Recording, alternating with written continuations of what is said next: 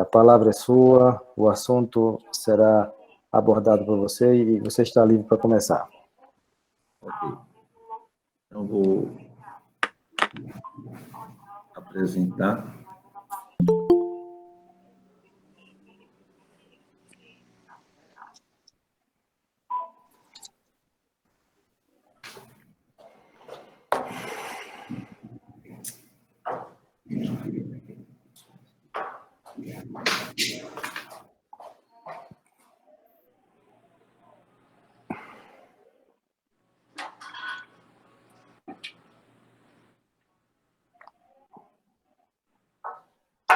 Temos aqui a Juliana, psicóloga de Campinas, de altíssimo nível, também nos prestigiando. Muito obrigado, Juliana.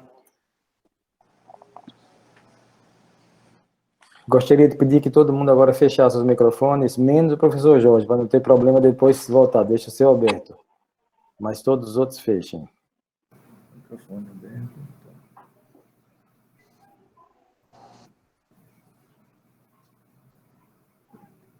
Está todo mundo vendo aí? Sim, estamos vendo. Você pode começar. Posso começar? Ok. Em primeiro lugar, eu quero agradecer ao professor Fernando Gameleira por essa oportunidade e ao professor Jorge por estar presidindo essa conferência, essa conversa entre colegas sobre um tema, como disse Gameleira, um tema que não deixa de ser atual. O efeito da patologia vascular sobre a doença de Alzheimer.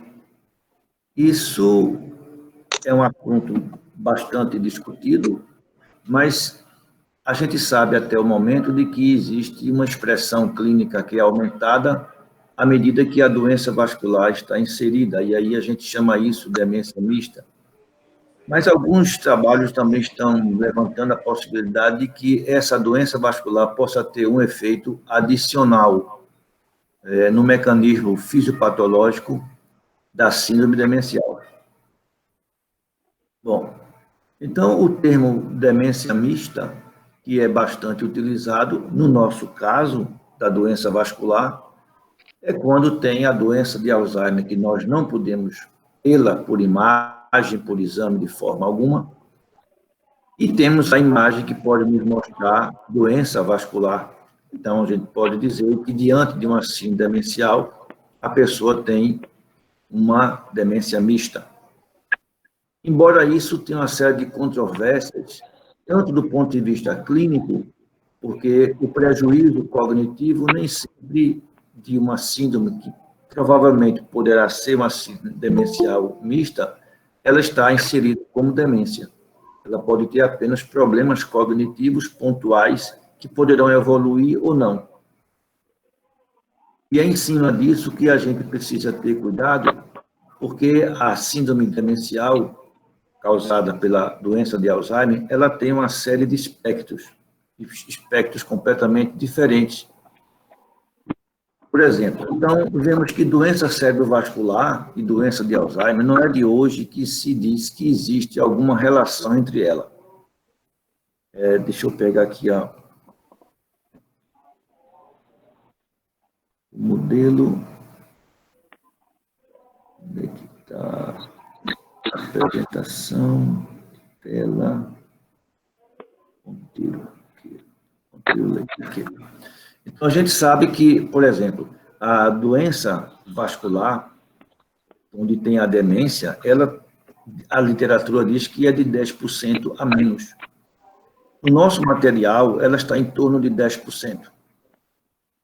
A doença de Alzheimer pura, ela é quase um pouco mais da metade. E a doença vascular, com doença de Alzheimer, ela chega a quase 50%. E Ellinger, que é um neuropatologista austríaco, ele chega a colocar 48%. Nosso material é um pouco menos, 40 e poucos por cento. Mas, assim, é quase metade que existe uma influência, uma relevância da doença vascular na pessoa que já tem a patologia da doença de Alzheimer guardada lá dentro da sua cabeça. E a gente vê que existe um espectro, né? De um lado, a doença de Alzheimer pura, que é aquela que a gente, quando vai olhar na lâmina, não encontra nenhuma alteração, a não ser as alterações que são características da doença de Alzheimer como patologia, como doença, não como demência. Nós estamos falando de doença. Então, não existe outra coisa. E, do outro lado, temos a doença cerebral vascular pura, onde existe ausência de todos os marcadores existentes na doença de Alzheimer. E entre um e outro, existe uma série de alterações. Por exemplo, doença de Alzheimer com e sem fator de risco vascular.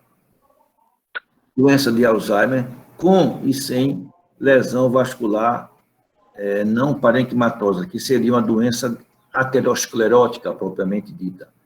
E doença de Alzheimer com e sem lesão vascular parenquimatosa, que é quando existem as lesões de parênquima, tanto isquêmicos como hemorrágicos.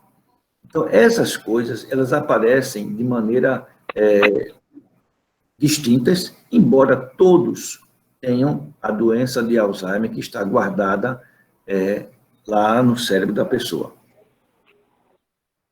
E com relação à unidade neurovascular, que é uma das pontas da nossa conversa de hoje, se tem dado muita ênfase a isso. Será que nós estamos vivendo um período de uma endoteliopatia, né?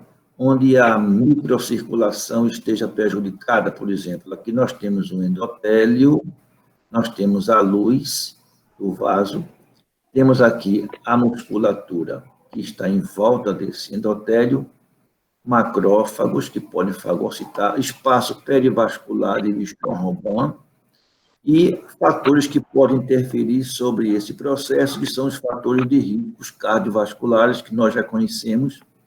As variantes genéticas, quando nós não temos, nós vamos mostrar isso, não temos nenhum fator de risco, mas a pessoa assim mesmo desenvolve uma doença vascular. E a idade, que é o que ninguém escapa. À medida que a gente vai envelhecendo, a doença vascular também vai se apresentando, assim como a doença de Alzheimer. E é mais um motivo para a gente ver que elas terminam juntas, né?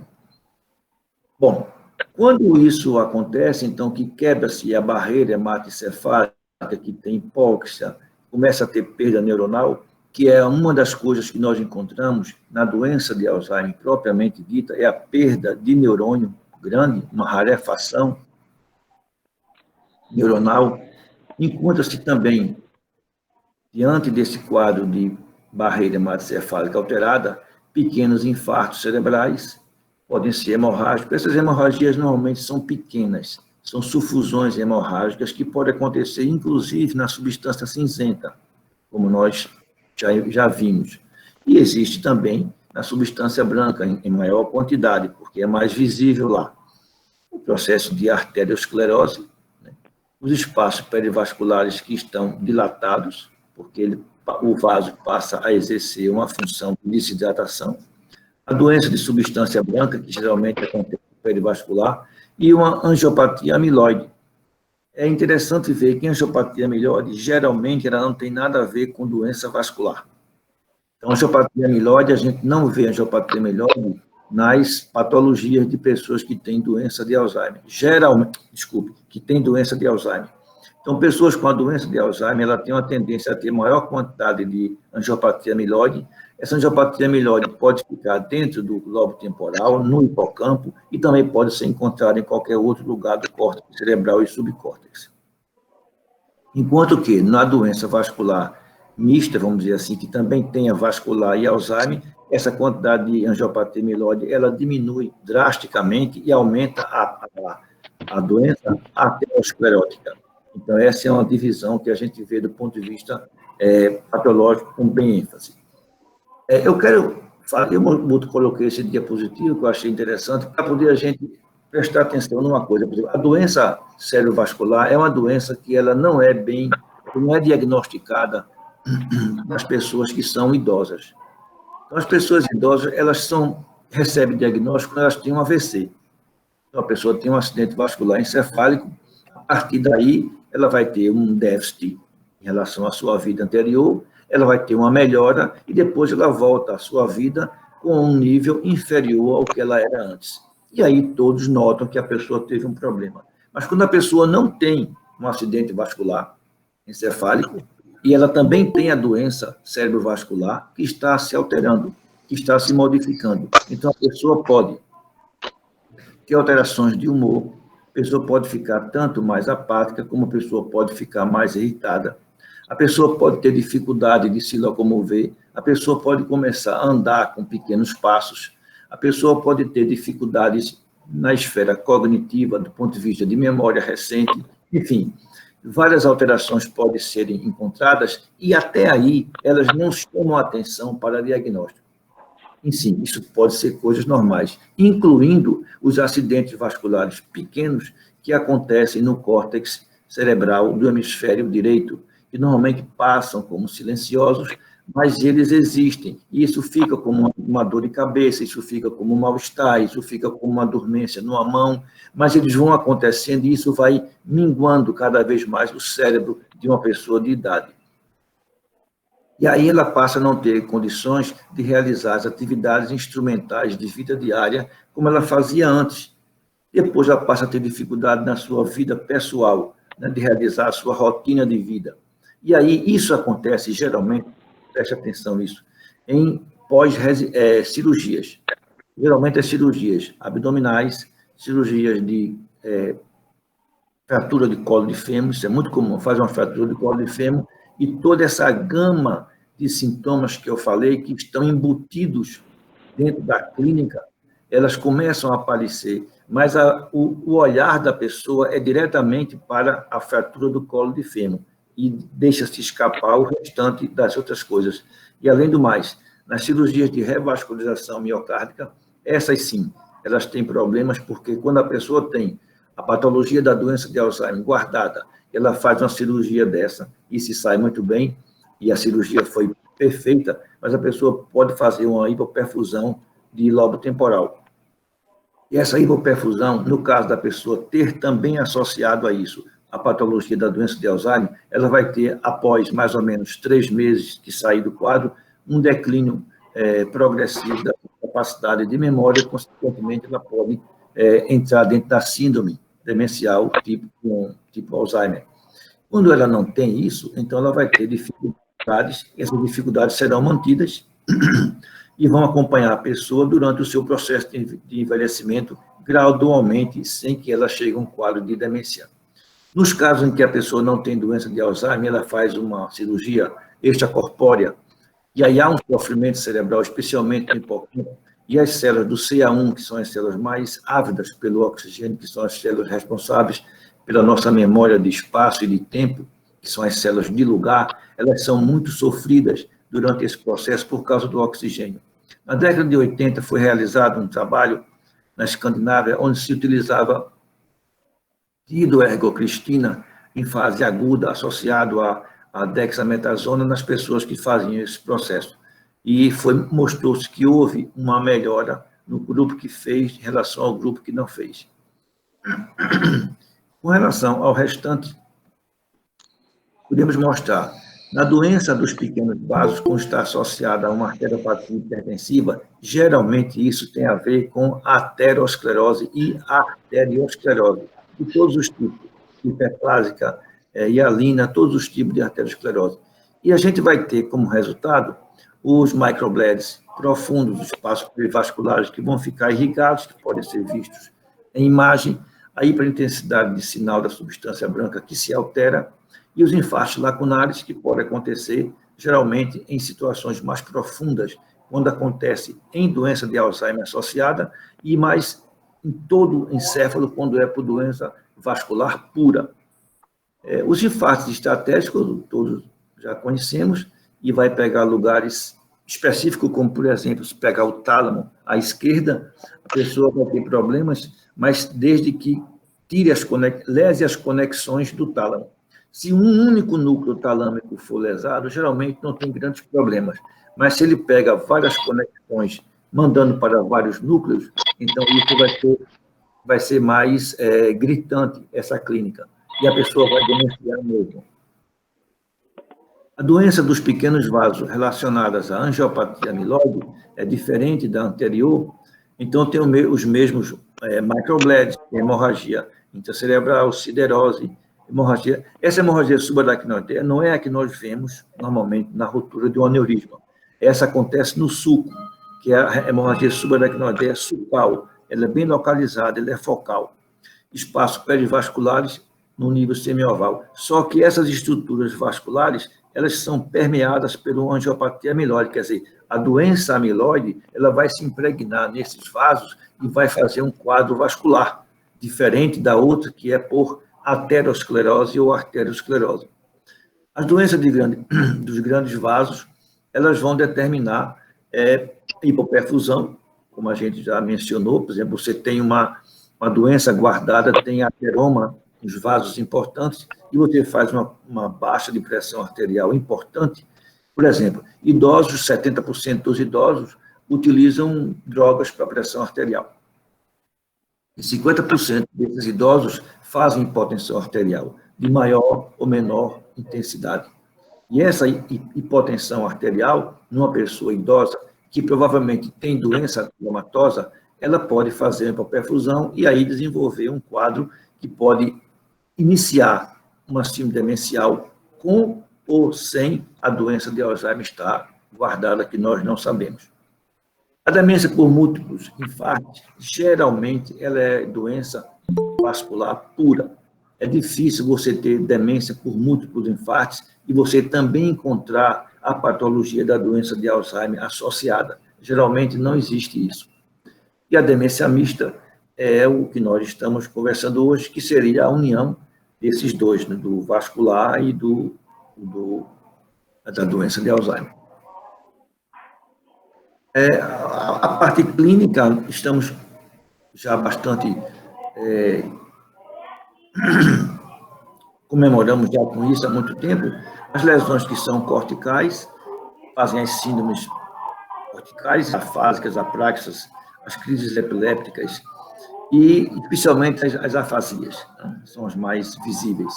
As lesões subcorticais, elas se caracterizam, por exemplo, nas corticais você pode pegar uma lesão de infarto múltiplos. Então, ela tem uma tendência a ser córtico subcortical e pegar uma lesão cortical e logo abaixo dela, antes de chegar na divisão entre a circulação periférica e a profunda do cérebro, nas fibras aciformes. E no caso das outras, das lesões subcorticais, elas estão abaixo das fibras aciformes, porque o gradiente de pressão lá é muito grande. Por isso, pessoas que não têm hipertensão arterial podem desenvolver uma doença arterial profunda, mesmo sendo portadora de uma dislipidemia ou uma doença vascular. Então, eles têm um quadro de lentidão, fica com a capacidade lenta tanto de pensar como de se locomover, e a função executiva é alterada. Quero chamar a atenção aqui que função executiva ou disfunção executiva não correlaciona-se totalmente com o lobo pré-frontal. Ela está localizada especialmente na porção dorsolateral esquerda, onde é um dos pontos mais importantes do nosso córtex cerebral. E o córtex cerebral, o pré-frontal como um todo, tem outras funções no comportamento que não são destinadas especificamente a uma função executiva, embora a função executiva utilize também esse outro para ela fazer o que é necessário. Incontinência urinária, sinais parkinsonianos e alteração de marcha. Então, isso a gente vê geralmente nos quadros subcorticais, que acontece por doenças de pequenos vasos. A expressão típica da doença de Alzheimer é o distúrbio da conexão executiva, isso não há dúvida. Isso é o mais importante que aparece, são pessoas que deixam de fazer as coisas porque não têm mais habilidade para ter atenção, para planejar, para alternar e para executar com a mesma destreza que fazia antes. Então, isso é visto e a pessoa fica como um velho, como aquele que não sabe mais fazer, que etc., que se aposentou, que agora só quer descansar. Na realidade, ele não sabe mais fazer o que fazia. Então, isso é um sinal importante e que normalmente não vem à tona como diagnóstico, mas sim como uma coisa normal de um envelhecimento. Bom, nesse outro caso, os circuitos podem ser lesadas, e aí pequenas lesões podem causar um problema grande. Nem sempre a gente precisa ter uma lesão muito grande para ter grandes disfunções em nível cortical. Um desses circuitos, se forem destruídos por uma isquemia, por uma lacuna, então nós teremos problemas nesse circuito que vão do córtex para o tálamo e que vão do tálamo para o córtex. Então, essa interação córtico-talâmica, tálamo-cortical, elas são circuitos, são redes neurais que têm comportamentos envolvidos, e isso pode ser alterado por uma pequena infarto que desconecte o caminho central dessa via. Aqui eu trouxe para vocês verem que, em 2008, eu estava conversando com o Rachinski e disse a ele que tinha um material desses que eu estou conversando com vocês, que eu vou mostrar agora alguma coisa, e Rachinski ficou olhando para mim como se não acreditasse, né? Você vê pela forma como ele olha, eu estou tentando fazer uma retórica aí, conversando para convencer, mas ele está assim meio desconfiado, e no final ele disse: se você tem isso mesmo, então publique. Foi a resposta dele. E aqui a gente estuda há 33 anos as demências e a cognição, e as pessoas que foram até o terminário, nós fomos até a patologia, ao microscópio, para ter o diagnóstico de certeza. E aí vocês estão vendo que praticamente metade é doença de Alzheimer. É isso que eu quero chamar a atenção. E é aqui dentro que está a doença vascular. Aqui você tem doença vascular, mas não tem Alzheimer. Então, eu estou falando aqui da doença de Alzheimer, incluindo a patologia vascular que está aqui dentro, que é como a gente fala hoje, doença de Alzheimer com patologia vascular associada. Bom, então, de 100 pessoas que eu escolhi, 49 pessoas, 49%, que têm doença de Alzheimer, o resto teria outras doenças demenciais. Então, nós vimos que o sexo feminino, ele ganha com 63% dos casos. A idade média das pessoas que foram admitidas é com 72 anos e o óbito com 79, ou seja, aqui tem uma vida média de 7 anos, que é mais ou menos o que se espera em uma pessoa que tem uma doença de Alzheimer. A menor idade de admissão foi de 59 e de 91 anos. E a menor e maior idade de óbito foi 65 e 93. E esse mesmo material, esses 49% com a doença de Alzheimer, a gente dividiu. Aquele que tinha lesão vascular não parenquimatosa, que seria, como eu disse a vocês, doença vascular propriamente dita, arteriosclerose, e 33% tinha lesão vascular pura, aquela que tem lesão no parênquima, lesão vascular parenquimatosa. Com relação entre quem tinha e quem não tinha aqui, a síntese do que houve aqui, 41% das pessoas têm lesão vascular. Então, isso é o que a gente pode dizer que das pessoas com doença de Alzheimer, 40% tem uma lesão vascular associada, quer seja ela de uma natureza ou de outra. Então, a gente viu que a arteriosclerose, ela na pessoa que tem a doença de Alzheimer, ela acontece nos vasos da base. Então, outra coisa que chama atenção, quando a gente vai ver imagem, prestar atenção nisso, de que a pessoa não tem lesões em substância branca, geralmente. Elas estão localizadas nos gânglios da base. E essa lesão seria em grau 1, seria uma coisa leve, doença vascular, 15%. Grau 2 seria moderado, 20%. E grau 3, você veja, 13%, ainda diminui. E grau 4, que seria a pessoa que está acentuada ou intensa doença vascular, não existe isso no que a gente viu em doença de Alzheimer. Mas na vascular, você vai ver o contrário, na vascular pura. Isso aqui é maioria e grau 3 é uma minoria. E o resto não existe. E não está somente nos vasos da base, está em todo o encéfalo, incluindo o cerebelo, o tronco cerebral, etc. No outro grupo, nós vimos que 71% tinha problema isquêmico e 29% tinha hemorrágico. E aqui são as proporções de lugares no encéfalo aonde essas lesões foram encontradas. Eu vou mostrar alguns casos que eu escolhi para vocês, que são, assim, um pouco curiosos. Vamos dizer que eu estivesse, na época, vendo essa pessoa sem saber de nada do que eu ia encontrar nela. Como nós estamos, às vezes não, geralmente, né, diante de um paciente e a gente pensando uma coisa que, na realidade, não é o que a gente pensou. Então, esse paciente tem uma isquemia cerebral, não há dúvida nenhuma. Isso aqui foi, não é somente o que a gente está vendo, mas foi um laudo que foi dado como isquemia cerebral, nessa ressonância. Um homem de 74 anos, e há 15 anos ele tinha um problema de perseveração de palavras. E isso foi aumentando, ele passou a ficar com dificuldade de se expressar. Ele começava uma palavra e saía dizendo a mesma palavra por várias vezes. Isso aumentou, ele terminou num distúrbio de comportamento. E o que chama atenção é que ele não tinha fator de risco, ele não tinha hábitos como tabagismo e alcoolismo, e não tinha nenhum caso na família. Ele fez o Rachinski, eu fiz a escala de Rachinski para ele, que teve 2 pontos. Então, isso aqui me chamou a atenção de que ele estava dentro do contexto de doença degenerativa. Ele era destro e chegou para mim com 11 pontos de mini-exame.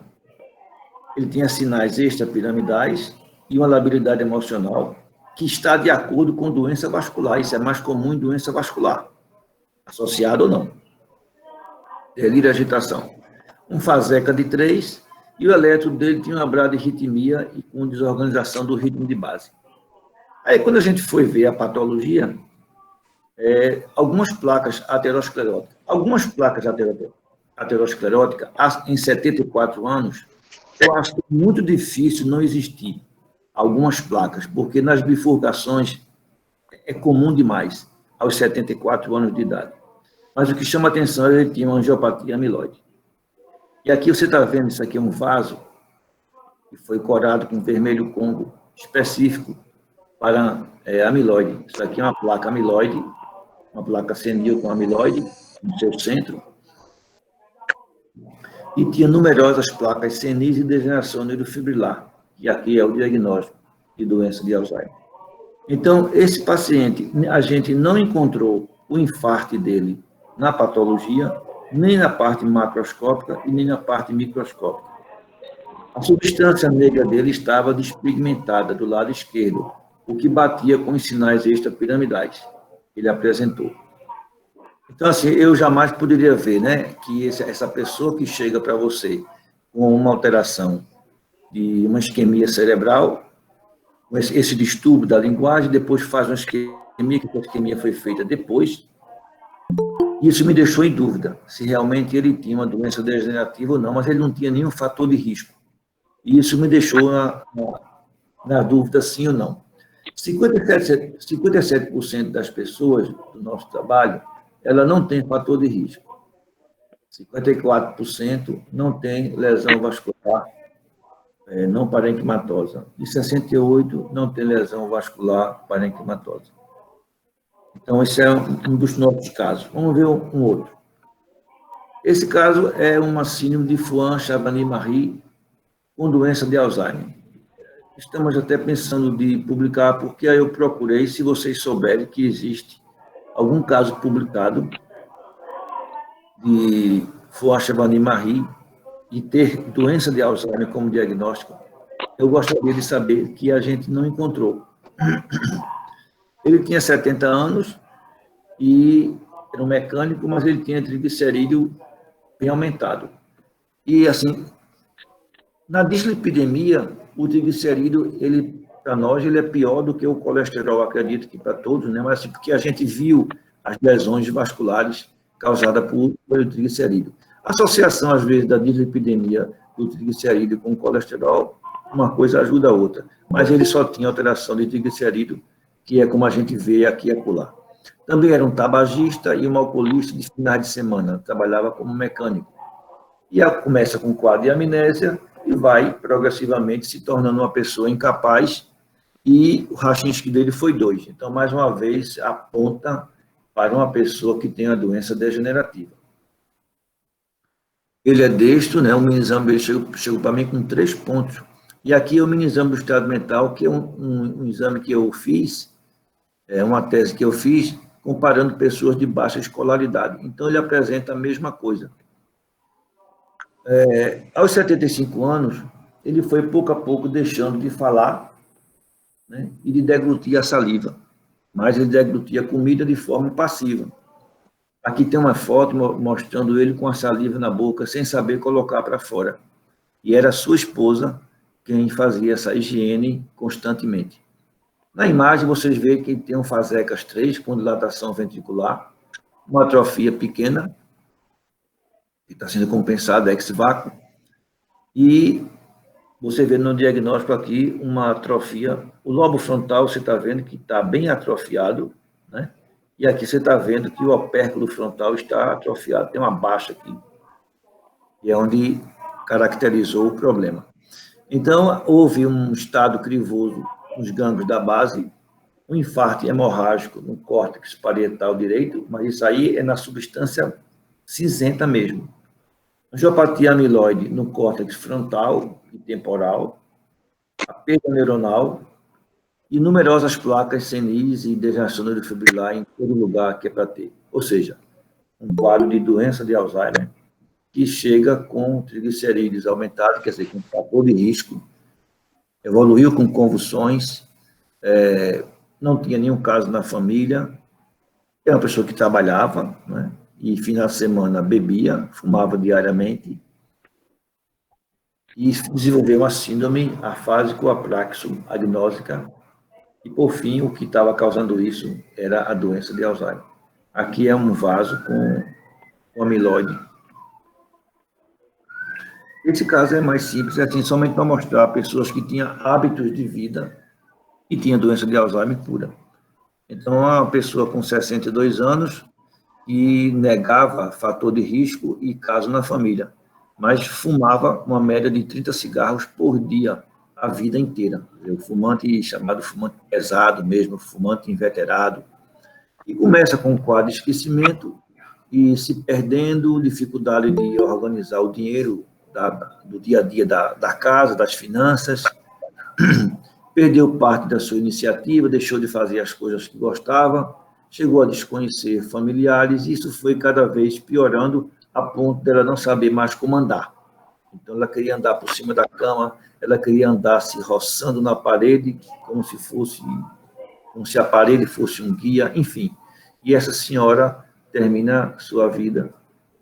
Rachinski foi um, e o diagnóstico foi, mais uma vez, doença de Alzheimer.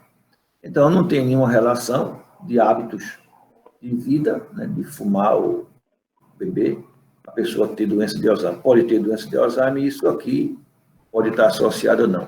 Não existe uma associação assim, conhecida sobre isso. Aqui é um fator de risco sem patologia vascular e doença de Alzheimer pura, que é uma pessoa que também tem triglicerídeos aumentados, com hipertensão arterial, mas tem um parente que morreu demente, e ela tem 40 anos de distúrbio de comportamento. Porque eu não posso passar para vocês aqui a história. Cada um quadro desse tem uma história enorme de coisas contando. Você veja, uma pessoa que tem 40 anos de distúrbio de comportamento. E ela chega para a gente, desenvolve distúrbio de humor, depressão flutuante, transtorno de ansiedade, enfim. Tinha 13 de meninos quando chegou, mas tinha um Rachinski de 3.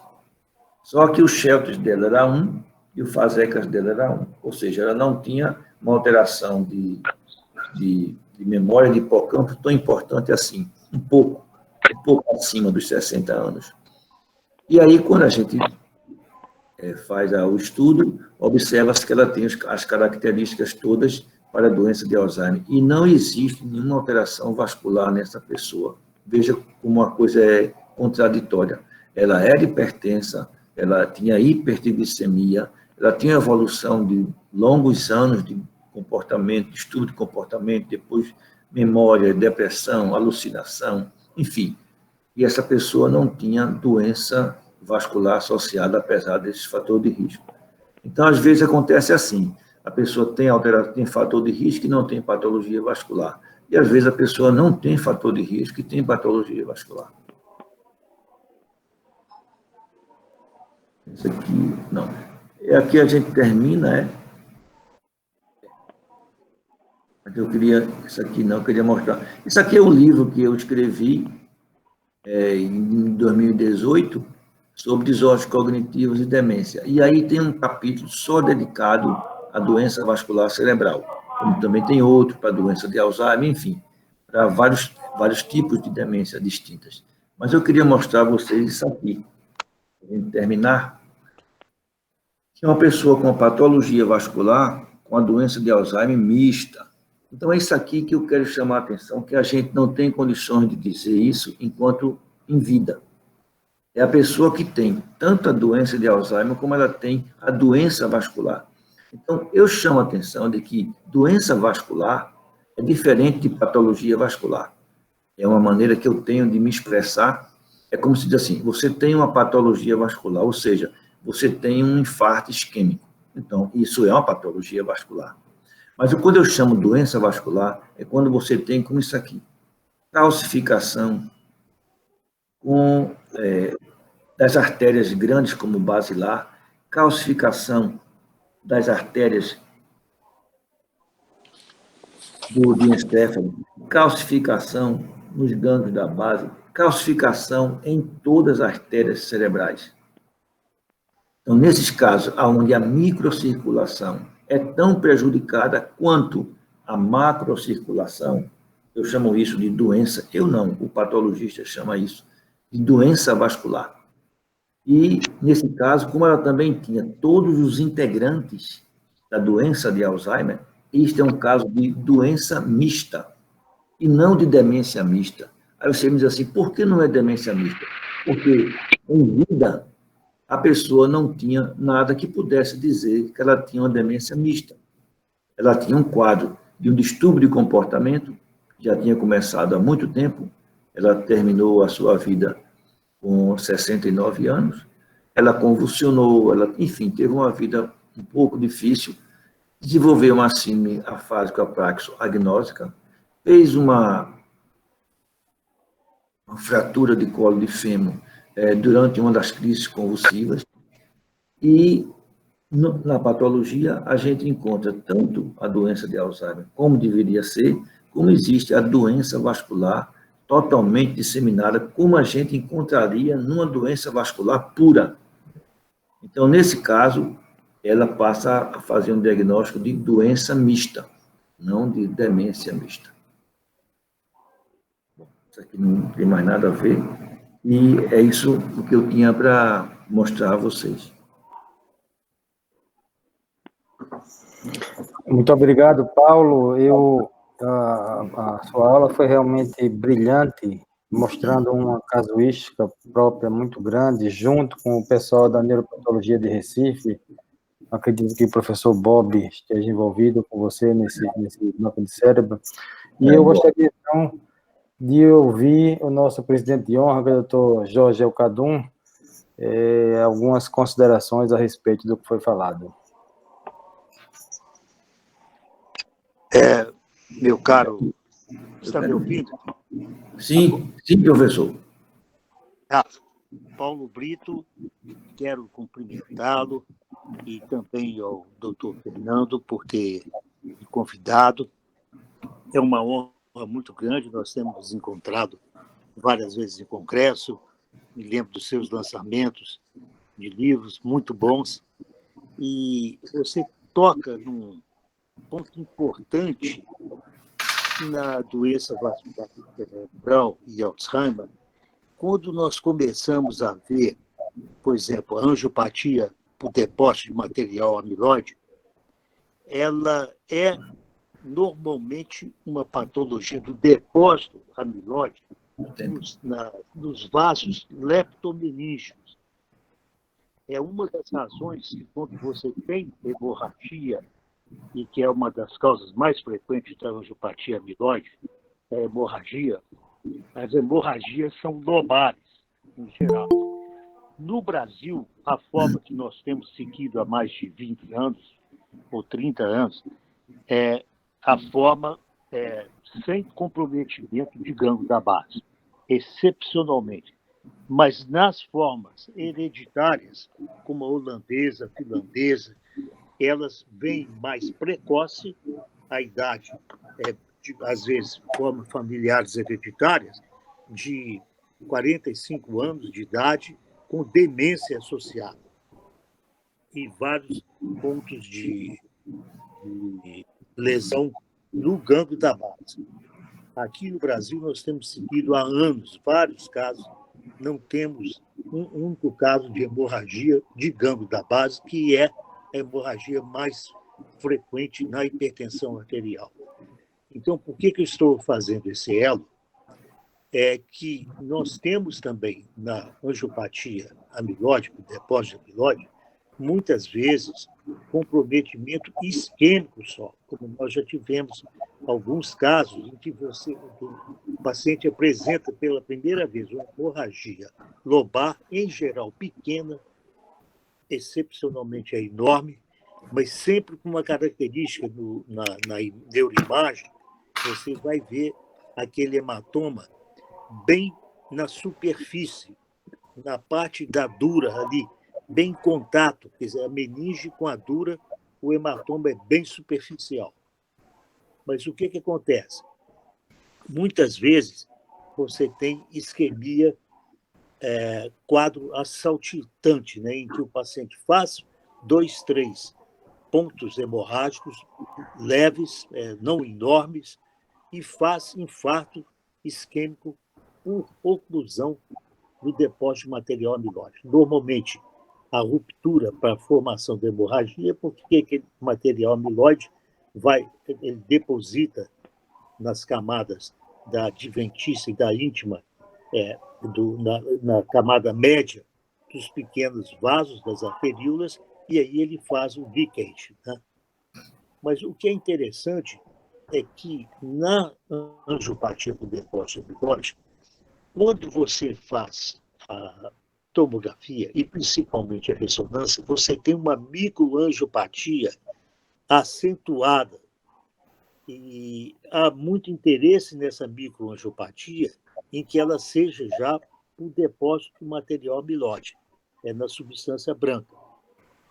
Outro aspecto é o seguinte: a hipertensão arterial, como você pontuou muito bem, nós ficamos surpresos há anos atrás, no começo da ressonância, com um paciente hipertenso, gravíssimo, não conseguia baixar, controlar a pressão dele, e esse paciente tinha um déficit de memória progressivo. Nós fizemos, primeiro era a tomografia, depois com a ressonância, você via inúmeros infartos lacunares, e o exame neurológico dele, como você acentuou, não tinha nenhum sinal focal, só tinha déficit de memória e um pouco de alteração do comportamento. Então, esse aspecto que o senhor chamou muito bem a atenção, essa doença mista, ou ela por si só vascular, não patologia vascular, doença vascular cerebral, muitas vezes ela pode ficar sem muitos sinais, como sinais focais, imitando até, muitas vezes, o Alzheimer, né? A demência de Alzheimer, você normalmente vai ter, raramente, você não vai ter sinais focais, né? Uma hemiparesia, um quadro extrapiramidal exuberante, né? A não ser na progressão. Então, eu chamo a atenção também, que o senhor já comentou, que é os infartos estratégicos, né? Esses aí, por exemplo, um infarto talâmico, né? Um infarto na região do cingule, a região do hipocampo, né?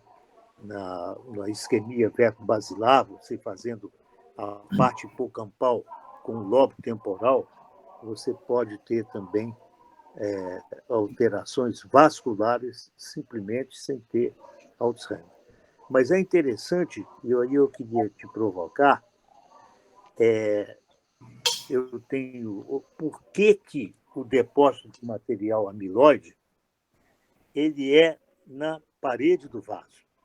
Ele não é na angiopatia cerebral amiloide, ele é na parede. E no Alzheimer você tem as placas senisa, os neurofibrilares, neurofilamentos, né, novelados, e tudo, e você tem material amiloide. Parece que o esquema realmente das secretases e tudo é diferente no Alzheimer, né? Você tem uma alteração por depósito, por diferença de clivagem do material amiloide, né? E você tem algum comentário, assim, quando você vê um paciente com angiopatia amiloide e que também, antes ou depois do transcurso da, do aparecimento da lesão, ele evolui com uma característica de doença de Alzheimer. E, inclusive, na ressonância, você vai ver uma leucoencefalopatia, uma leucodesmielinização periventricular muito acentuada, que, aliás, antes, no começo, foi chamada leucoareose, né, porque era leuco do grego branco, e areiose é rarefação da substância branca, areias, né? Depois denominou-se leucodesmielinização periventricular e depois microangiopatia. Eu gostaria desse comentário. Eu posso dizer que a sua conferência, o seu estudo sobre o que você mexe muito bem, com muita clareza e inteligência, e provoca também, de vez em quando, algumas dúvidas. Obrigado, professor. Eu assim, vou passar um caso. Um dos casos que eu tenho é de uma pessoa que evoluiu como doença de Alzheimer, um homem, e ele tinha uma amiloidose. E a amiloidose dele não era só cerebral, era no corpo inteiro. Então, ele tinha, por exemplo, uma nefroesclerose por amiloide. E ele era tratado há 15 anos de uma diabetes, que era uma diabetes assim, que nunca passou de uma diabetes leve. Então, ele tinha amiloidose no pâncreas, ele tinha amiloidose em vários órgãos, e amiloidose cerebral. Só que ele também tinha os marcadores da doença de Alzheimer. Então, o diagnóstico dele ficou como Alzheimer porque ele chegou a ficar totalmente dependente, totalmente sem autonomia, sem dependência, sem nada. Ele evoluiu e começou com um distúrbio de comportamento. Uma coisa que eu vi bastante nesses pacientes, que eu consegui confirmar com o nosso grupo, o diagnóstico, é de que distúrbio de comportamento, eles levam muitos anos. E a gente tem dificuldade de poder diagnosticar, porque distúrbio de comportamento no Brasil é muito difícil.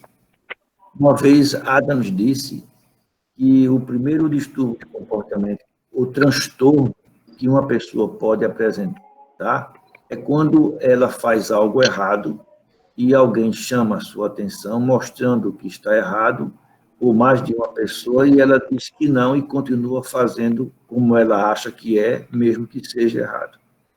Então, ele diz que isso é um transtorno de comportamento. Mas, no Brasil, se a gente achar que isso é um transtorno de comportamento, isso é praticamente o país inteiro. Porque é muito difícil a gente encontrar pessoas que pensem de outra maneira. A pessoa erra, mas ela continua achando que ela está certa e continua fazendo erro. E os exemplos estão aí na televisão todas as horas. Por exemplo, nós estamos diante de um problema de doença mundial e nós temos um problema político em cima disso daí. E as nossas vidas estão em segundo plano. Então, voltando ao processo do amiloide, o que a gente vê, como o professor disse, é que o amiloide está localizado, ele faz uma impregnação dos vasos, tanto os vasos do hipocampo, como também os vasos do córtex. E assim, e não é a mesma coisa. O amiloide do vaso, ele não é igual ao amiloide da placa senil.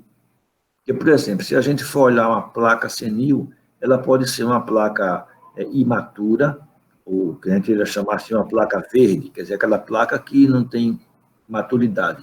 E uma placa pode ser madura quando ela tem o amiloide no seu centro. E ela pode se tornar uma placa neurítica, quando ela destrói o neurônio e os neuritos, os pedaços do neurônio, fazem parte da sua periferia. Aí é o quadro baptista, que a gente chama. que seria a teoria baptista, que acha que é através da placa senil de onde começa a doença de Alzheimer. Diferente da teoria taoísta, que é a teoria que diz que seria pela proteína tau, que segue a metodologia de Braque e Braque, isocortical, começando no lobo temporal, especialmente na região do córtex entorrinal, que é mais importante do que o topo hipocampo, e aí vai se alastrando por todo o canto. Mas voltando para a placa, o amiloide, é isso, como o senhor disse, eles não são bioquimicamente iguais, eles são diferentes. Os que estão na placa e os que estão formando as placas senis e os que estão nas paredes dos vasos.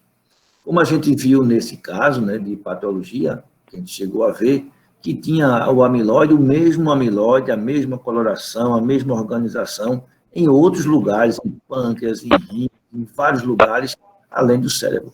Então, parece que é uma doença outra, né? Assim, outro mecanismo, talvez, de doença, mas que pode fazer o quê? Seus sangramentos, no caso do cérebro, né?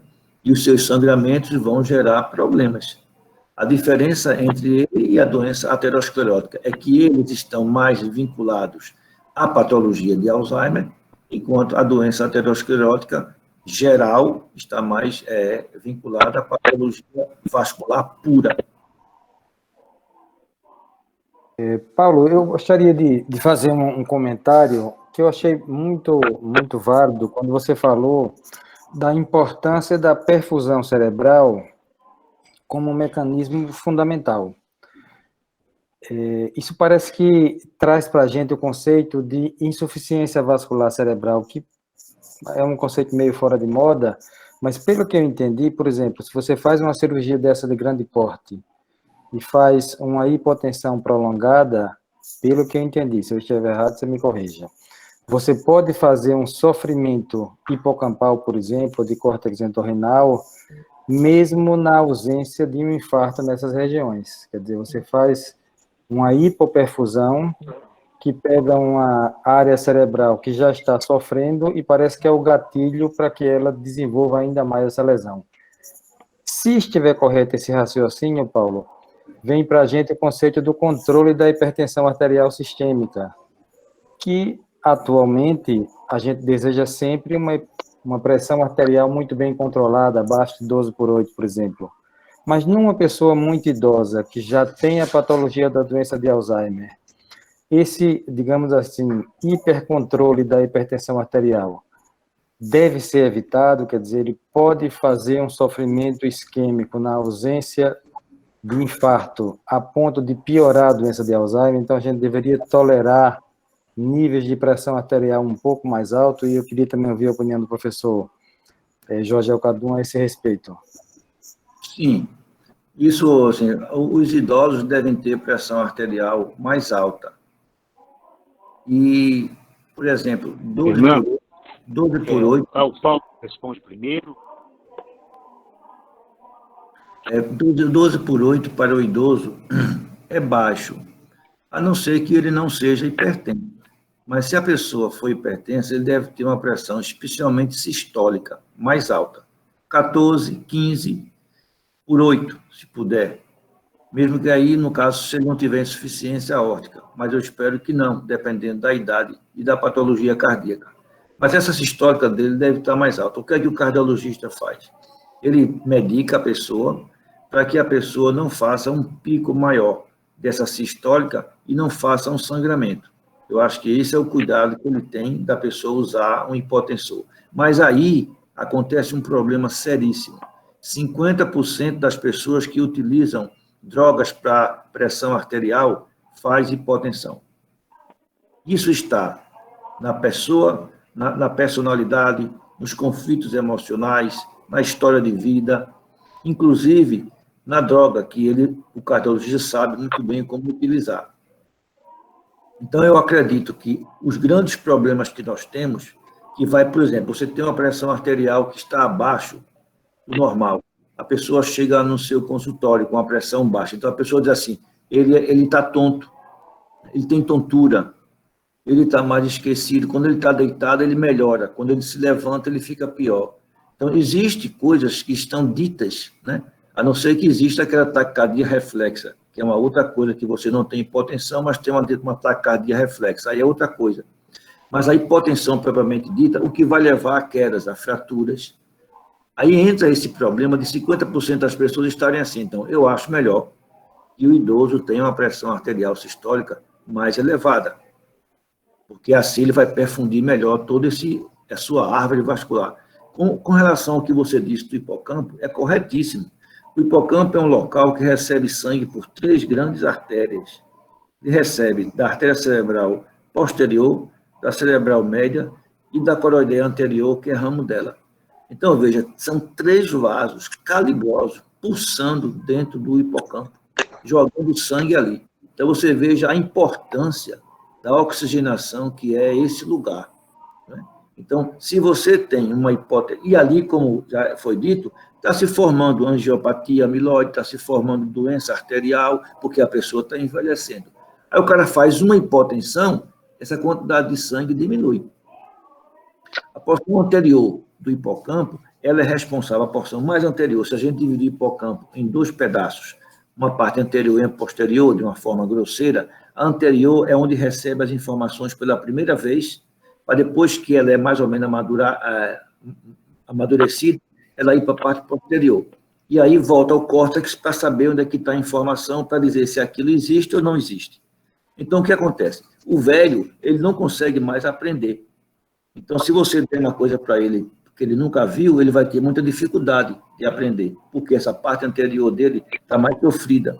E é justamente onde tem as células CA1, que são as células de memória, são as células de lugar, chamadas células de lugar. São ávidas por oxigênio. Então, por que é que pessoas com epilepsia têm problema de memória? Né? Quando tem epilepsia de lobo temporal. E, às vezes, tem até uma patologia associada, a pessoa nasceu, teve anóxia no parto, enfim, uma série de outras coisas, e a pessoa tem... Se você for estudar, do ponto de vista memória, pessoas que têm epilepsia de lobo temporal, você vai encontrar déficit de memória, especialmente por não ter capacidade de desenvolver memória por déficit nessas áreas do CA1, especialmente. Então, voltando ao que você disse, eu concordo com isso, acho que essa pressão deve estar um pouco acima do normal, não colocar de jeito nenhum, a não ser que a pessoa não seja hipertenso, e prestar muita atenção. Porque, assim, eu vejo que o cardiologista tem muita preocupação com o coração, mas ele precisa ver que não existe só o coração. Né? Além do coração, existe uma coisa que está acima dele, que é o cérebro, e que não pode ter uma pressão arterial que não perfunda. Porque à medida que a gente envelhece, lógico, vai havendo uma maior resistência, que é o processo natural da arteriosclerose, e isso vai precisar de sangue, tem que ter sangue, para poder perfundir. Agora, eu quero voltar a uma coisa que você não falou, mas eu queria dizer aqui, sobre a endoteliopatia. Quando a gente examina a patologia do vaso na microcirculação, a gente encontra, por exemplo, constricção de capilar focal, a gente encontra os depósitos do amiloide, a gente encontra alterações de substâncias outras de depósito, ou seja, isso na microcirculação. Independente de ser em doença de Alzheimer ou ser de vascular. Se for vascular, isso é mais grave ainda. A doença vascular pura, ela é muito agressiva. Enquanto na do Alzheimer, essa parte vascular é menos. E aí é quando eu chamo a atenção para a gente utilizar drogas como, por exemplo, galantamina, que tem uma boa ação nesse cinturão, nesse pericítio neuronal, porque ela tem 2 ações diferentes. E isso já foi dito há muito tempo, desde o tempo da Suécia, onde Erik Jung, uma das pessoas que primeiro começou a estudar, chamada demência mista, que na época chamava muito demência mista, e ele mostrando que os efeitos da galantamina eram importantes em cima disso. E a gente chegou a participar de algumas reuniões sobre isso, mas eu não sei se isso ficou assim tão característico no Brasil, porque existem os interesses de outras indústrias farmacêuticas também dizendo que o seu também faz aquilo. Mas assim, o que eu conheço é de que a galantamina tem essa capacidade de melhorar essa perfusão em nível de microcirculação, em nível de pericito, né? É só confirmando assim, para a gente não deixar isso sem uma opção, né?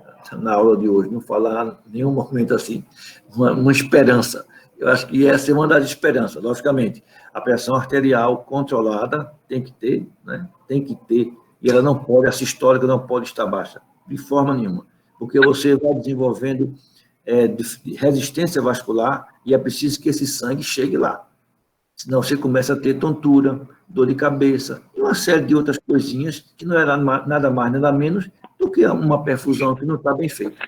E são aqueles fenômenos que eu falei no início, né? Eles existem como sintomas, mas eles não são ditos como diagnóstico, até que se chega a uma situação mais grave de um acidente vascular, etc, etc. Agora vamos ouvir o professor. Jorge, a palavra agora é sua. Professor Jorge, gostaríamos agora de ouvir a sua opinião. Alô, professor? Sim. Eu gostaria agora de ouvir a sua Perfeito. opinião a esse respeito. Perfeito. Pois não. Está me ouvindo? Sim, professor. Fernando? Sim, estamos ouvindo. Sim, estamos ouvindo. Perfeito. Eu acho, quando nós olhamos o aspecto da hipoperfusão, até clinicamente, descrito, por exemplo, por Kaplan, a chamada hipoperfusão ortostática posicional, pacientes idosos que têm uma patologia já de hipertensão arterial, tem alterações vasculares, quando eles ficam em pé, eles desenvolvem um quadro quase que vertebro-basilar.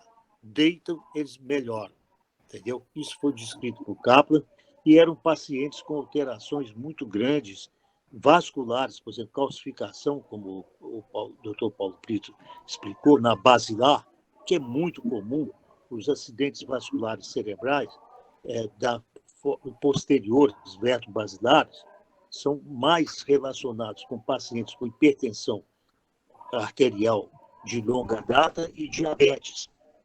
Então, aí o que acontece é o seguinte: nessa hipotensão postural, o que sofre mais é o hipocampo.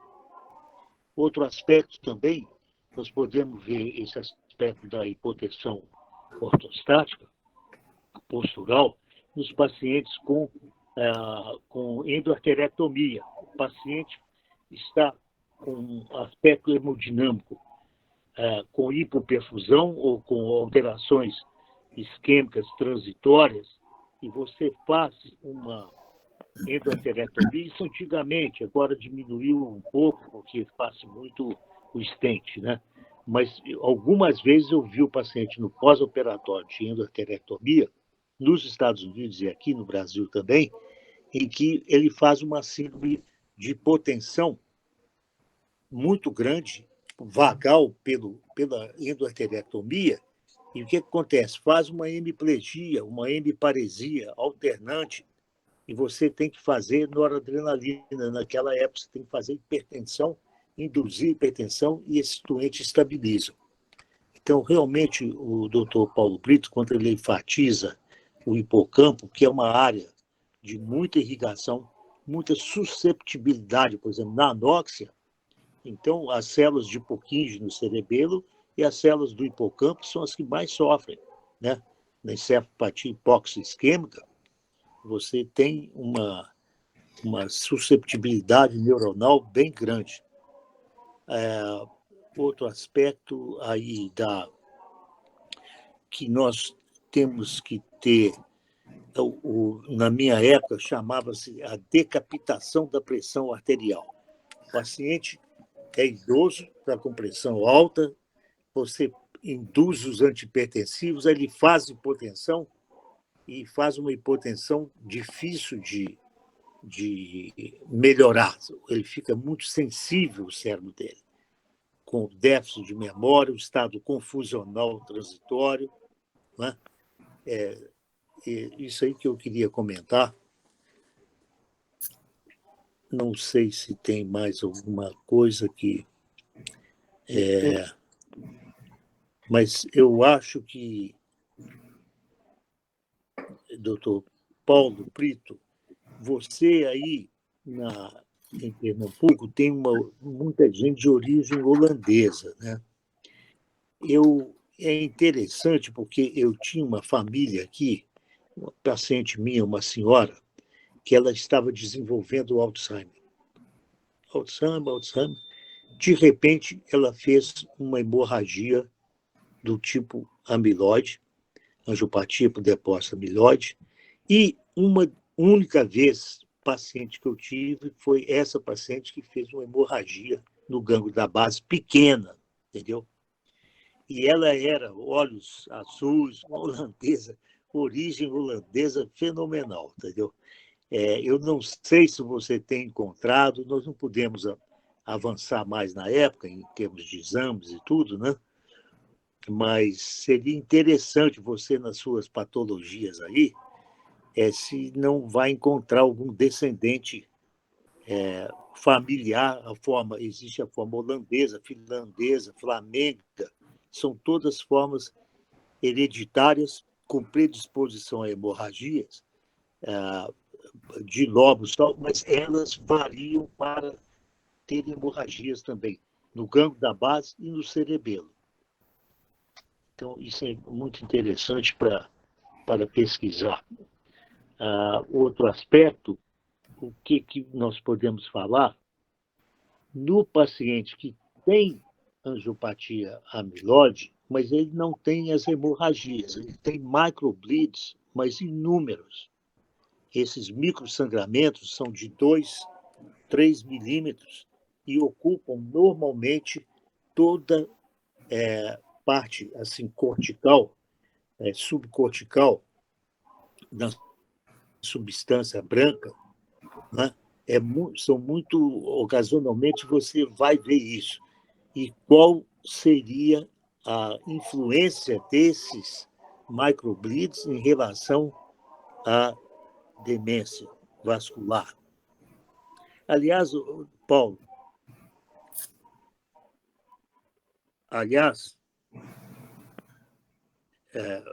doutor Paulo, desculpa, Não, saiu aí que houve alguma ligação. Tá? Eu estava discorrendo, vocês chegaram a me ouvir sobre o aspecto dos microbleeds? sim, professor, sim. O que seria a importância deles quando são inúmeros, né? Porque você vê inúmeros quando eles são muitos. Em geral, para mim, esses pacientes assintomáticos ainda, que você fez a ressonância por alguma razão, muitos desses doentes depois apresentam hemorragia cerebral por depósito de material amiloide. E alguns evoluem também com um quadro sugestivo de demência de Alzheimer. Não sei a sua posição nisso. Sim, professor. É possível, porque a angiopatia amiloide, ela acompanha a patologia da doença de Alzheimer. É muito comum. Muito gostei de ouvir. Você pode ver até a microangiopatia, né, do doente com Alzheimer, né? Eles têm na ressonância uma microangiopatia enorme e, às vezes, depois eles evoluem com hemorragia, hematomas pequenos ou grandes, né? Nós temos essa experiência também. Fico muito satisfeito. Eu tinha Obrigado. certeza que essa reunião ia ser de grande valor e pela sua experiência, sua simplicidade, Paulo, de expor as coisas, muito importante. O bom médico, igual o doutor Fernando Cabeleira, e você, são pessoas simples, mas que repercutem muito com conhecimento e interesse pelo doente. Obrigado. Obrigado, professor. Uma consideração realmente muito importante o senhor fez a esse respeito e agradeço também pelas palavras bondosas. Paulo, eu tenho um outro aspecto, eu estava procurando aqui um artigo, você que é um camarada que versa no inglês e no francês aí, com muita facilidade. Tem um artigo interessante que foi publicado na Enciclopédia Médico-Cirurgical, que é a síndrome magé do hemisfério menor, que são as síndromes maiores do hemisfério menor. E me parece que essas considerações que você fez de pequenas coisas que acontecem, que passam despercebidas, até como se fosse uma coisa psicológica, homeopática, etc., que são relativamente frequentes nessa situação. Você ter pequenas manifestações vasculares que não foram percebidas. Mas me chamou também a atenção, você mostrou um caso em que a tomografia não deixava dúvida que tinha uma lesão isquêmica. E você disse que durante a necrópsia não foi identificada lesão isquêmica naquele local. Aquilo era o quê? Era um espaço perivascular, aquela hipodensidade? Não, hipodensidade. Mas não era isquêmica? Era isquemia, foi dada como uma hipodensidade isquêmica, o laudo. Mas na necrópsia também? Não, necrópsia não tinha nada. E era o quê? O que correspondia, no ponto de vista patológico, aquela lesão na tomografia? Quando você vê na patologia, aí tem a macro. Então, na macro, você vai ver se tem alguma alteração. Substância branca, então o patologista olha e vê se a substância branca ela está igual, conforme. Se há uma diferença ou não, se há um infarto limítrofe, etc. Depois, ele vai ver isso na microscopia, se ele tiver alguma dúvida. E na microscopia vai aparecer. Por menor que seja o infarto, ele vai aparecer. E nesse caso, não apareceu. Mas é isso que eu fiquei na dúvida, aquela alteração que apareceu na tomografia correspondia ao quê, do ponto de vista histológico? Eu também fiquei, mas o fato é esse, não foi encontrado na patologia e apareceu na imagem da ressonância. Eu não sei se isso foi algo transitório, não sei. Né? Pode ter sido um sofrimento e depois tenha se reorganizado, não sei lhe dizer. Eu sei que não tinha na patologia. Eu me preocupo com isso, Paulo, porque a gente vê muito no laudo de ressonância, às vezes até alterações muito irrisórias, que são de enxaqueca, por exemplo, e o pessoal enfatiza que pode corresponder a isquemia, desmineralização ou gliose.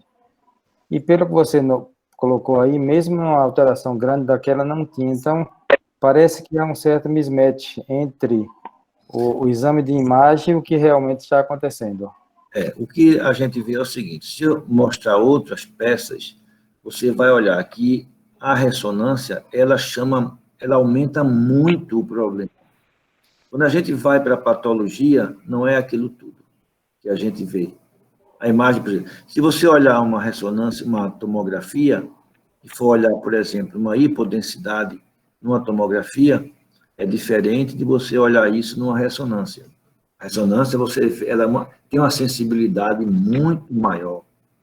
Enquanto quando você vai para a patologia, você não tem essa sensibilidade toda. Você vê aquilo bem menor do que a ressonância mostrou. Então, eu não sei explicar por que isso aconteceu, mas eu sei que aconteceu. Porque eu tenho a patologia e tenho essa imagem aí. Ela pode ter aumentado, né? Assim, até porque o paciente não desenvolveu nenhum déficit por causa daquela área. Ele já vinha há anos com problema de linguagem, com comportamento. Se teve alguma alteração, foi nada que foi chamar a atenção e que deveria mostrar, porque pela zona deveria ter alguma coisa motora.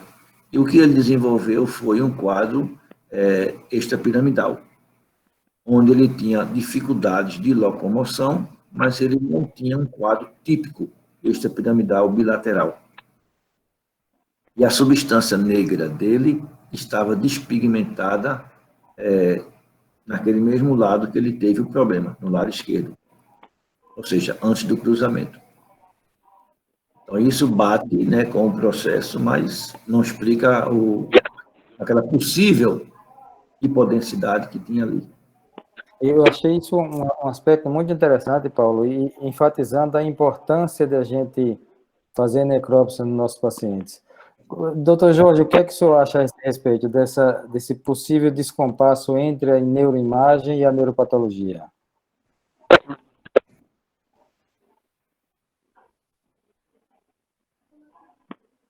Alô, professor? Alô? Comigo no... Sim, eu queria saber se o senhor tem visto isso, a neuroimagem magnificar demais uma alteração que na neuropatologia não se revela, como o Paulo mostrou naquele caso. Fernando, eu confesso que essa imagem eu não tinha visto. No começo eu não estava conseguindo ver. Depois eu comecei a ver as imagens. Entendeu? Quer me mostrar? Então.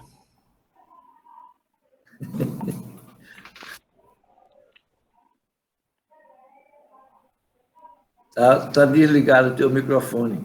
Assim, era uma hipodensidade numa tomografia que parecia muito uma lesão isquêmica. Não, todo mundo, o Paulo mostrou uma tomografia de um paciente dele com Alzheimer que tinha uma hipodensidade profunda, que todo mundo diz que aquilo é um infarto isquêmico. E ele foi à patologia, fez a necrópsia e não tinha aquela lesão naquela área. Uhum. E ele está dizendo que a imagem, muitas vezes, mostra uma alteração que na neuropatologia não se confirma, como se a imagem magnificasse a alteração. O senhor tem algum comentário a fazer a esse respeito? Assim, a gente vê tanto em ressonância... Eu consigo. Professor, acho que ele não está lhe ouvindo. Eu tenho. Eu consideraria que isso depende... Está me ouvindo? Estamos ouvindo, sim, Alô? estamos ouvindo. Sim. Perfeito. Eu consideraria o aspecto de quando foi feita essa tomografia e quando foi feita a autópsia. Porque você, na fase aguda ou subaguda de um AVC, você pode ter uma imagem na tomografia que depois pode até desaparecer, dependendo do aspecto de quanto edema, não é? A reação de ácido gliose ali. Nessa fase, você pode ter um aspecto que sugere uma isquemia, uma hipodensidade ali, e na autópsia pode não ter, entendeu? A minha opinião. E outra coisa, na parte clínica, quantas vezes você tem um paciente que teve um AVC, você repete ressonância, por exemplo, daqui um ano, e acho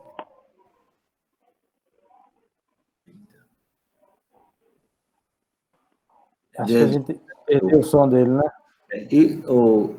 Gameleira, isso é comum.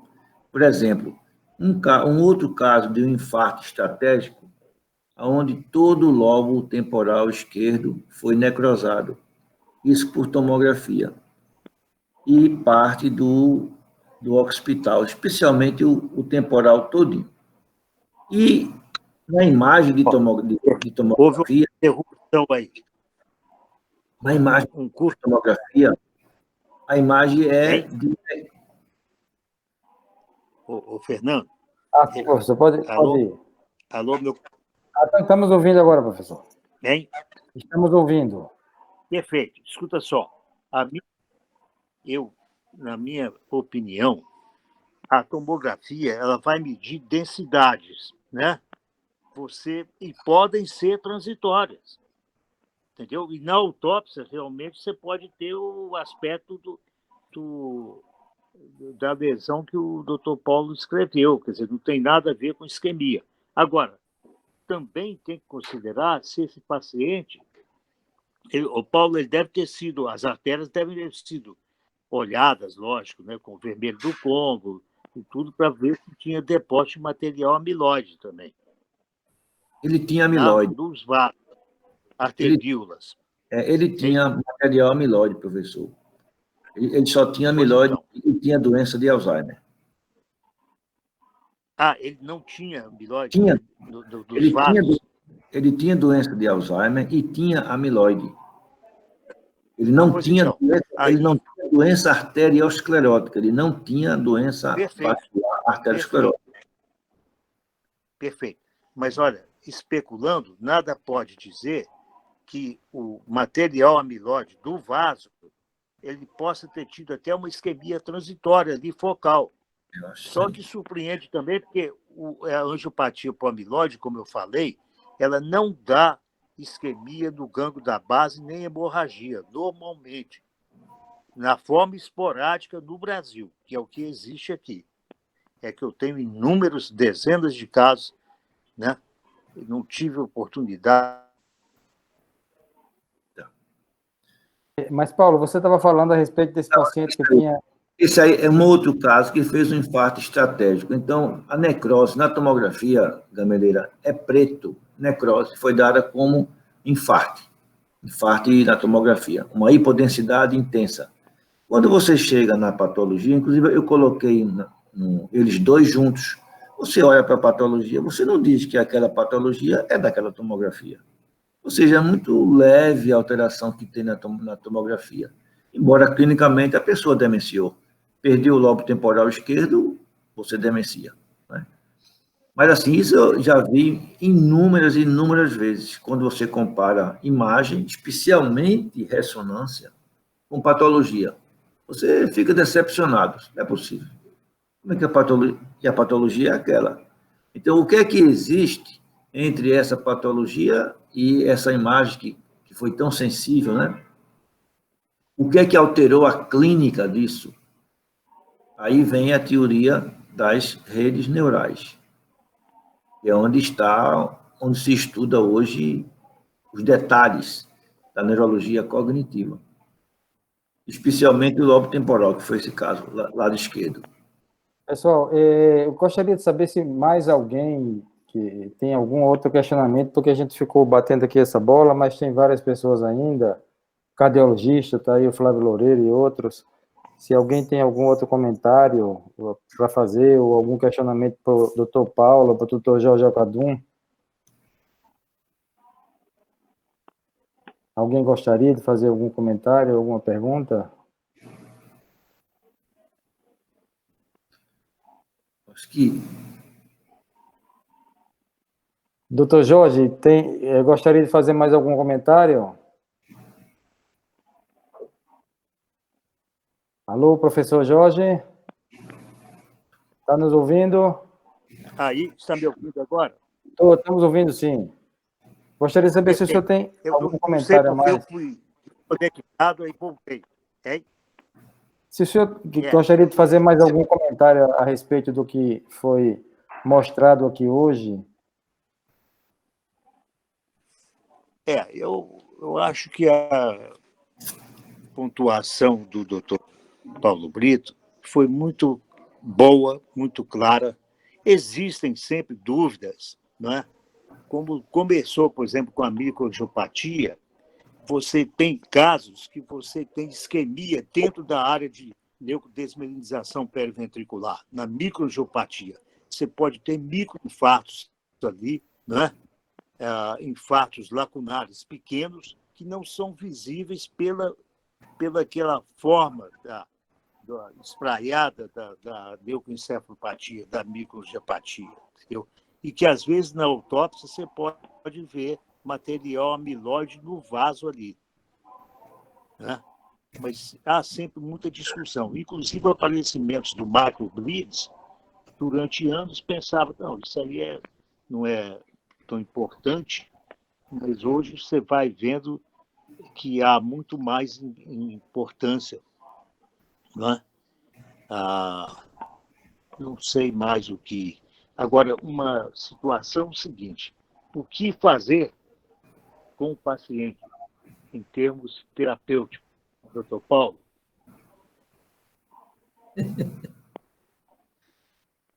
Um terapeuta... Desculpa, isso aí. Não, nesse caso, o que nós temos a fazer são as atividades que, por exemplo, uma delas seria uma atividade física. Atividade física, hoje, ela é tida como se fizesse parte do tratamento de uma doença vascular cerebral associada ou não à doença de Alzheimer. Bom, eu orientaria duas formas de tratamento. Um tratamento para você aumentar a performance vascular cerebral e um tratamento para você desenvolver o seu hipocampo. Como é que você faz isso? Você, à medida que você faz uma atividade física, logicamente que você melhora a sua circulação e esse hipocampo vai ser bem vascularizado e vai receber oxigênio. Mas aí você tem que fazer uma atividade física com alternativas. Então, com obstáculos. Então, essa alternativa pode ser feita de várias maneiras. Uma delas é você colocar, por exemplo, como o jogador de futebol faz, né? Colocar os vários pneus e você ter que pular dentro do pneu com cada pé para que você não erre o local, né? Então, essa atividade você desenvolve um mecanismo de atenção. E quem facilita o lobo temporal, o hipocampo, é o lobo frontal, é a área 46. Então, é o lobo frontal que vai fazer esse hipocampo se ativar. É ele que permite o hipocampo negociar a memória. Então, essa atenção que sai da área 6, da área 46, vai preparar esse hipocampo, porque você está com o lobo frontal para pisar dentro daquele buraco do pneu ali. O outro pneu está de uma forma irregular. Então, essa sua atividade de atenção vai gerar um estímulo grande dentro do hipocampo. E você também está fazendo uma atividade física.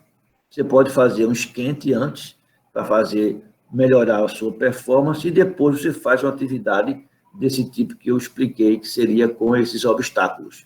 Aí você estaria fazendo duas coisas ao mesmo tempo. Estaria trabalhando isso, o seu hipocampo, e melhorando a sua perfusão cerebral como um todo. Então, atividade física é muito bom, né? Seria uma das coisas. A outra são os fatores de risco que devem ser evitados todos.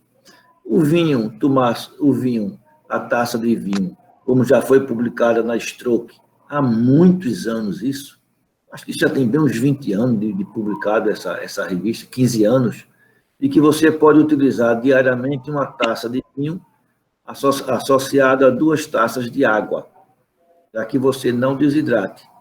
E seria o ideal, né? A taça de vinho com as 2 de água para você não desidratar. E se você tomar no máximo 2 taças, isso está no seu limite. E 3 taças de vinho vai ter um efeito oposto ao que o bem-estar que a taça de vinho vai dar a você.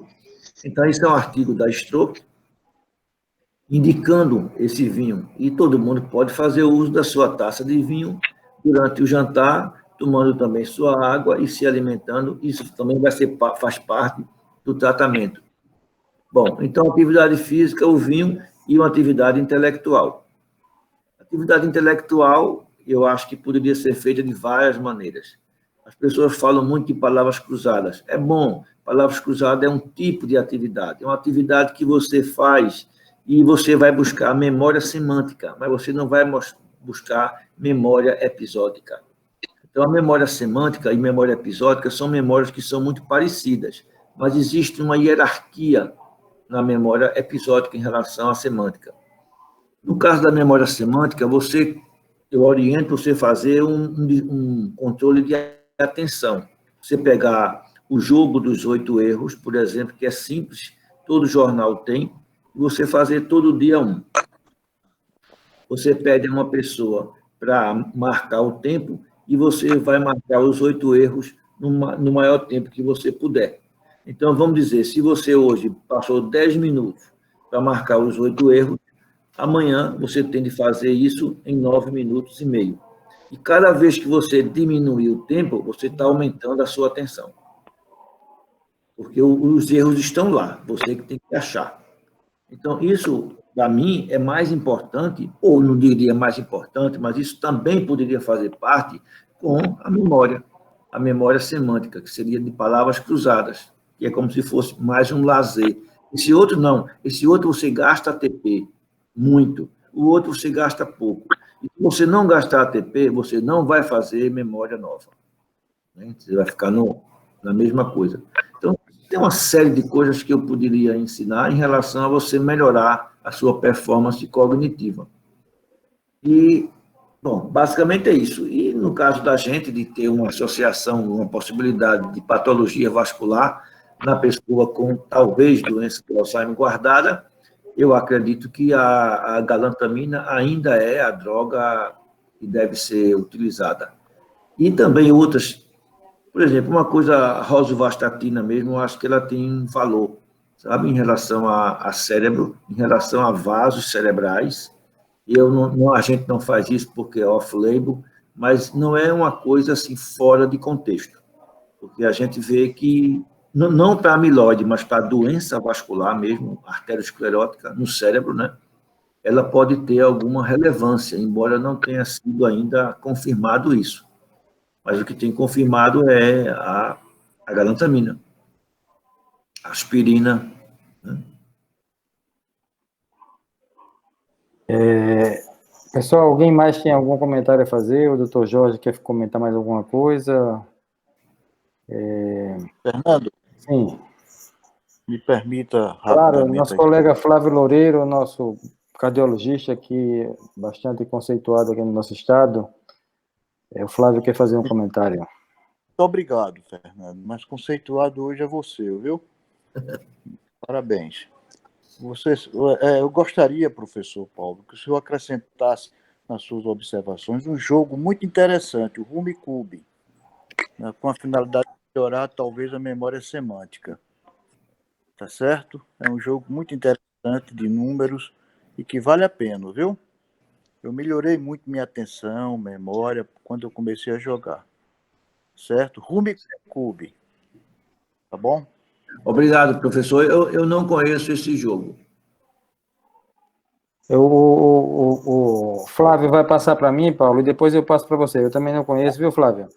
Depois você me passa e eu passo para o pessoal. É fácil encontrar, Certo. viu? Muito Bem, interessante.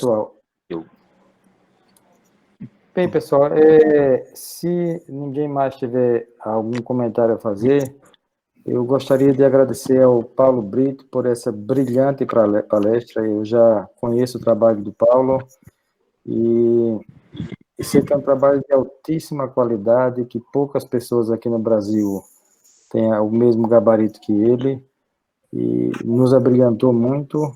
E os comentários do professor Jorge Alcadum foram, para usar uma expressão da moda, foram a cereja do bolo.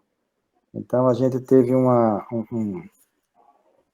bate-bola muito bom, muito interessante. Paulo, não tenho palavras para agradecer. Professor Jorge Alcadum, que se eu fosse um parlamentar, ele já seria cidadão honorário de Alagoas por esse bem que ele tem nos feito. Muito obrigado. E eu já quero depois combinar com o Paulo um outro assunto, dentro desse mesmo assunto, que é o diagnóstico diferencial entre as demências, de modo geral, e as síndromes psicóticas, não quadro psicótico na demência, mas síndrome psicótica, particularmente esquizofrenia, que se inicia na terceira idade. Mas isso é um outro assunto e vai ficar para um outro dia. E muito obrigado a todos. Não tenho palavras para agradecer a vocês.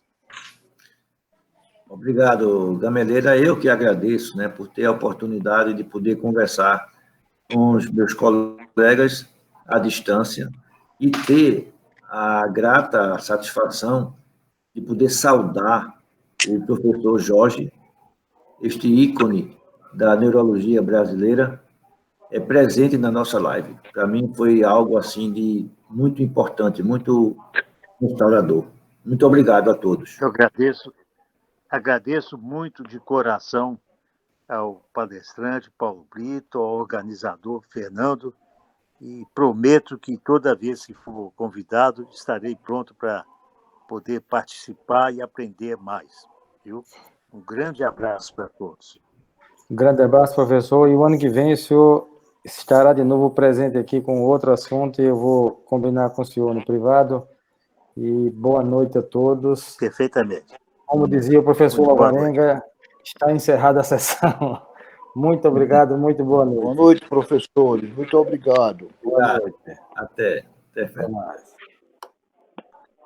Até.